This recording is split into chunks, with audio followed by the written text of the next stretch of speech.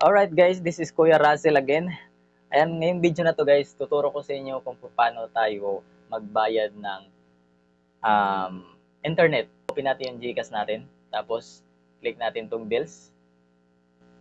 Ayan, pagkatapos yung maklik yung bills guys, punta kayo dito sa telecoms.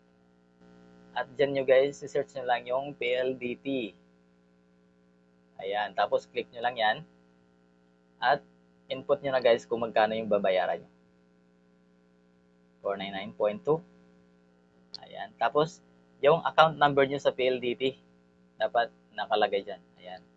Tapos, lagyan nyo yung email nyo guys, kung meron kayong email, at doon nyo mag-notify.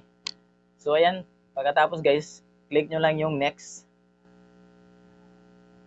Alright. Pagka-click nyo ng next guys, ayan.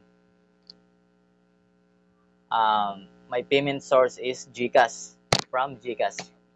So, yung babayaran natin is 1506 kasi may ano siya eh, may charge siya eh. Yan yung babayaran natin. Alright, tapos click nyo lang yung next. Ayan. PLDT confirm. You're about to pay is 1,506.2. So, ayan guys, may charge kasi siya na, na 7 pesos, yung service fee niya. Tapos, yun yung account natin sa PLDT. At magko-confirm na yun sa ating email. Andyan. So, click na natin yung confirm guys. Alright.